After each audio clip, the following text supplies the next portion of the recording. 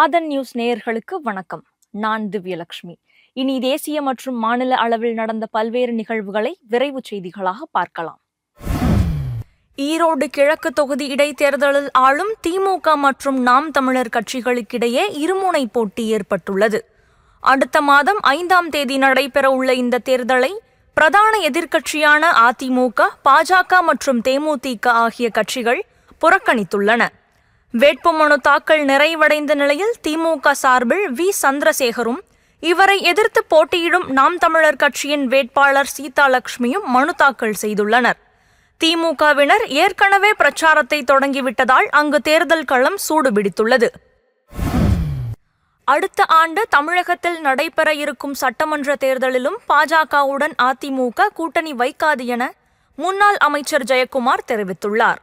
சென்னையில் செய்தியாளர்களிடம் பேசிய அவர், பாஜகவுடன் கூட்டணி இல்லை என்பது கட்சி எடுத்த முடிவு என்றும், நாடாளுமன்ற தேர்தலை போன்று சட்டமன்ற தேர்தலிலும் பாஜகவுடன் கூட்டணி வைக்க மாட்டோம் என்றும் உறுதிபட தெரிவித்தார்.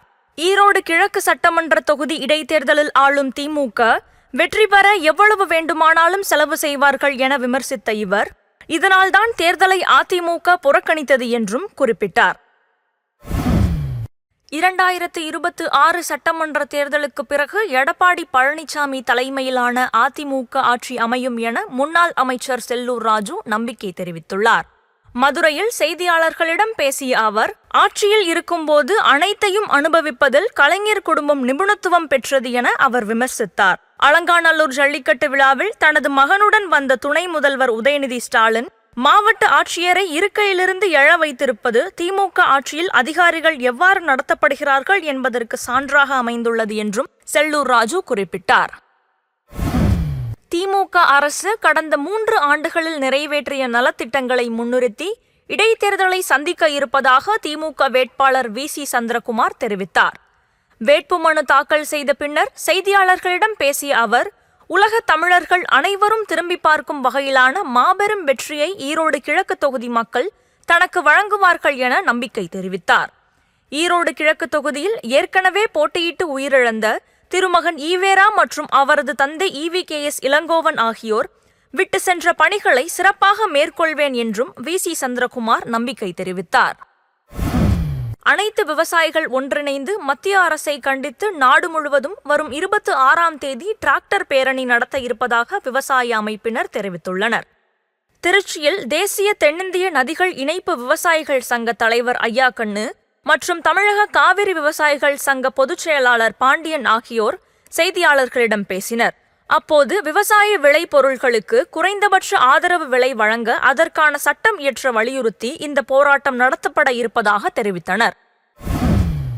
உலக செஸ் சாம்பியன் குகேஷ், பாரிஸ் ஒலிம்பிக்கில் இரட்டை பதக்கம் வென்ற மனு பாக்கர் உள்ளிட்டோருக்கு கேல் ரத்னா விருதுகளை குடியரசுத் தலைவர் திரௌபதி முர்மு வழங்கினார். 2024ஆம் ஆண்டிற்கான கேல் ரத்னா விருது உலக செஸ் சாம்பியன்ஷிப் போட்டியில் சாம்பியன் பட்டம் வென்ற தமிழ்நாட்டைச் சேர்ந்த குகேஷ் மற்றும் பாரிஸ் ஒலிம்பிக்கில் இரட்டை பதக்கம் வென்ற மனு பாக்கர் உள்ளிட்ட 4 அறிவிக்கப்பட்டது. குடியரசுத் தலைவர் மாளிகையில் நடைபெற்ற விழாவில் குகேஷ், மனு பாக்கர் ஆகியோருக்கு விருது வழங்கி குடியரசுத் தலைவர் வாழ்த்தினார். தமிழ்நாட்டைச் சேர்ந்த பாரா பேட்மிண்டன் வீராங்கனைகள் துளசிமதி முருகேசன், மணிஷா ராமதாஸ், நித்யஸ்ரீ சுமதி ஆகியோருக்கு அர்ஜுனா விருதுகள் வழங்கப்பட்டன. கன்னியாகுமரி மாவட்டம் சாமித்தோப்பு ஐயா வைகுண்டர் தலைமையில் தை திருவிழா கொடியேற்றத்துடன் தொடங்கியது. ஊர்வலமாக கொண்டுவரப்பட்ட கொடியை ஐயாவழி தலைமை குரு பால பிரஜாதிபதி அடிகளார் ஏற்றி வைத்தார். கொடியேற்ற நிகழ்ச்சியில் ஏராளமான பக்தர்கள் கலந்து கொண்டு வழிபாடு நடத்தினர். 11 நாட்கள் நடைபெறும் இத்திருவிழாவில் தினமும் ஐயாவுக்கு சிறப்பு பணிவிடைகள், உச்சிப்படிப்பு, உகப்படிப்பு, வாகன பவனி, வீதி உலா வருதல் போன்ற நிகழ்ச்சிகள் நடைபெற உள்ளன. வரும் 24ஆம் தேதி வெள்ளை குதிரை வாகனத்தில் எழுந்தருளி முந்திரி கிணற்றின் கரையில் களிவேட்டை நிகழ்ச்சியும், வரும் 27ஆம் தேதி தேரோட்டமும் நடைபெற உள்ளது. கன்னியாகுமரியில் கடல் சீற்றம் காரணமாக நடுக்கடலில் அமைந்திருக்கும் விவேகானந்தர் பாறைக்கு இயக்கப்படும் படகு போக்குவரத்து நிறுத்தப்பட்டது. காலை முதல் கன்னியாகுமரி கடல் பகுதி சீற்றத்துடன் காணப்பட்டது. 15 அடி உயரம் வரை ராட்சத அலைகள் எழுந்தன. இதனால் அங்கு காலை 8 மணிக்கு தொடங்கப்பட வேண்டிய படகு போக்குவரத்து நீண்ட நேரம் ஆகியும் தொடங்காமலேயே இருந்தது. சுற்றுலா படகு போக்குவரத்து ரத்து செய்யப்பட்டதாக அறிவிக்கப்பட்டது. இதனால் அங்கு சுற்றுலா வந்த பயணிகள் பலரும் ஏமாற்றமடைந்தனர். மதுரையில் மெட்ரோ ரயில் நிலையம் அமைப்பது தொடர்பாக ஆய்வு நடத்தப்பட்டது.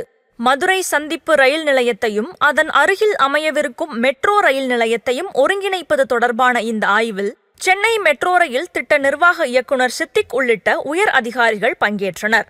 அப்போது இது தொடர்பாக செய்தியாளர்களுக்கு பேட்டியளித்த சித்திக், மதுரை மாநகரில் மெட்ரோ ரயில் திட்டம் அமைப்பது தொடர்பான விரிவான திட்ட அறிக்கை ஏற்கனவே ஒன்றிய அரசிற்கு அனுப்பி வைக்கப்பட்டிருப்பதாக தெரிவித்தார். நீட் தேர்வு எழுதும் அனைத்து மாணவர்களுக்கும் அபார் அடையாள அட்டை வழங்கப்படும் என அறிவிக்கப்பட்டுள்ளது. பாதுகாப்பு அம்சங்களை கருத்தில் கொண்டு இந்த கூடுதல் நடவடிக்கை எடுக்கப்பட்டுள்ளதாக தெரிவிக்கப்பட்டுள்ளது. ஆதார் எண்களோடு இந்த அபார் ஐடி எண்களும் ஒப்பீடு செய்து சரிபார்க்கப்படும்.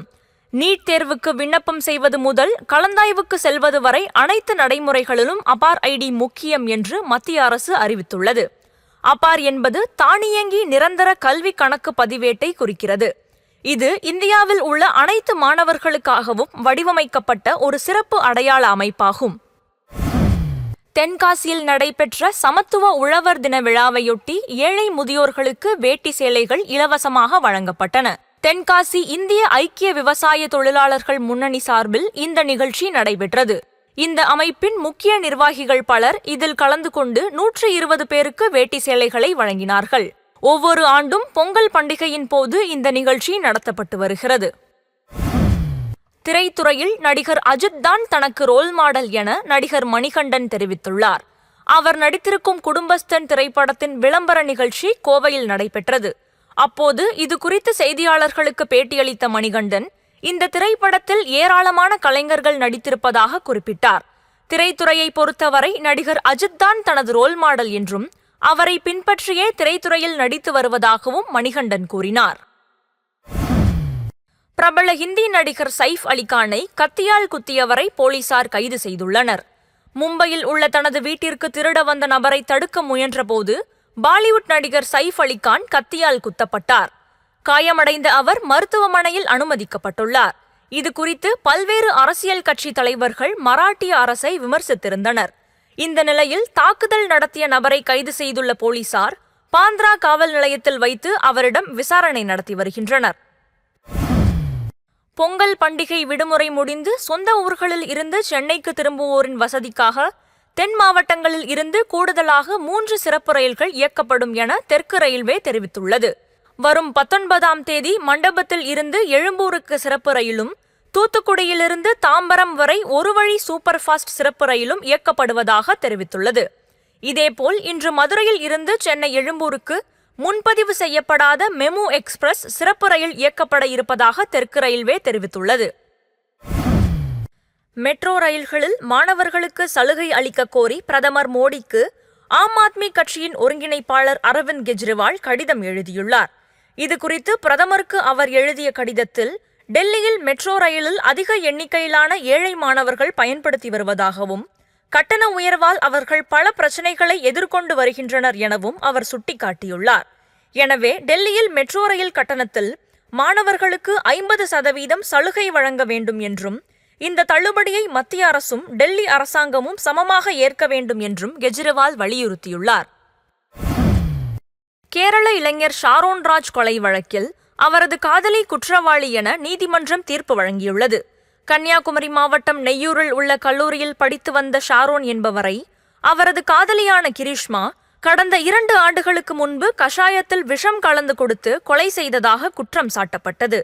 இந்த வழக்கு தொடர்பாக திருவனந்தபுரம் குற்றப்பிரிவு போலீசார் விசாரணை நடத்தி கிரீஷ்மா, அவரது தாய் மற்றும் மாமாவை கைது செய்து சிறையில் அடைத்தனர்.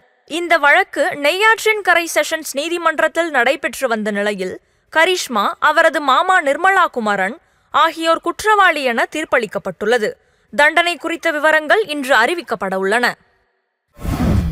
திருச்சி மதுரை இடையிலான 124 கிலோமீட்டர் தூர 4 வழிச்சாலையை பராமரித்து சுங்கம் வசூலிக்கும் உரிமத்தை பெற மத்திய அரசுக்கு 1692 கோடி ரூபாய் செலுத்த அதானி நிறுவனம் முன்வந்துள்ளது. திருச்சியிலிருந்து துவரங்குறிச்சி வழியாக மதுரை வரையிலான நெடுஞ்சாலையை பராமரிக்கும் பொறுப்பை தனியாருக்கு குத்தகைக்கு விட திட்டமிடப்பட்டு நெடுஞ்சாலை ஆணையம் கடந்த ஆண்டு டெண்டர் கோரியது. அதற்கான ஏலத்தில் அதானி ரோடு டிரான்ஸ்போர்ட் குழும நிறுவனங்கள் பங்கேற்றன. பிற நிறுவனங்களை காட்டிலும் அதானி நிறுவனம் அதிக தொகைக்கு ஒப்பந்தம் கோரியிருப்பதால் அடுத்த 20 ஆண்டுகளுக்கு அந்த நெடுஞ்சாலையை பராமரிக்கும் உரிமம் அதானி நிறுவனத்திற்கே வழங்கப்படலாம் என கூறப்படுகிறது. ஊழல் வழக்கில் பாகிஸ்தான் முன்னாள் பிரதமர் இம்ரான்கானுக்கு 14 ஆண்டுகள் சிறை தண்டனை விதித்து அந்நாட்டு நீதிமன்றம் உத்தரவிட்டுள்ளது. அல்-காதிர் அறக்கட்டளை மூலம் 190 மில்லியன் பவுண்டுகள் ஊழல் செய்ததாக குற்றம் சாட்டப்பட்ட வழக்கில் இம்ரான்கானுக்கு 14 ஆண்டுகள் சிறை தண்டனை வழங்கப்பட்டுள்ளது. சிறை தண்டனையோடு இம்ரான்கானுக்கு 10 லட்சம் ரூபாய் அபராதமும் விதிக்கப்பட்டுள்ளது. அபராதத்தை செலுத்த தவறினால் இம்ரான்கானுக்கு கூடுதலாக 6 மாதம் சிறை தண்டனை வழங்கப்படும் என தீர்ப்பில் தெரிவிக்கப்பட்டுள்ளது. கிழக்கு திசை காற்றின் வேக மாறுபாடு காரணமாக தஞ்சாவூர், திருவாரூர், நாகப்பட்டினம், மயிலாடுதுறை, புதுக்கோட்டை மற்றும் ராமநாதபுரம் மாவட்டங்களில் இன்று கனமழை பெய்ய வாய்ப்புள்ளதாக வானிலை ஆய்வு மையம் தெரிவித்துள்ளது. நாளை தஞ்சாவூர், திருவாரூர், நாகப்பட்டினம், மயிலாடுதுறை, புதுக்கோட்டை, ராமநாதபுரம், தூத்துக்குடி, திருநெல்வேலி, கன்னியாகுமரி ஆகிய மாவட்டங்களில் கனமழை பெய்ய வாய்ப்புள்ளதாக கூறப்பட்டுள்ளது.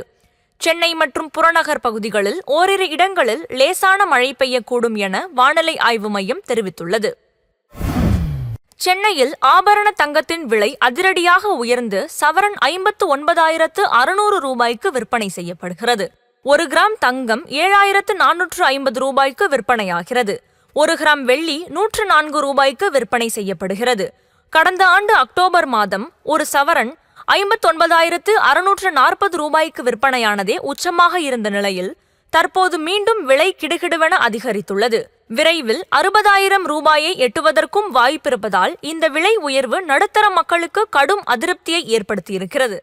இத்துடன் இந்த செய்தி அறிக்கை நிறைவடைகிறது. வணக்கம்.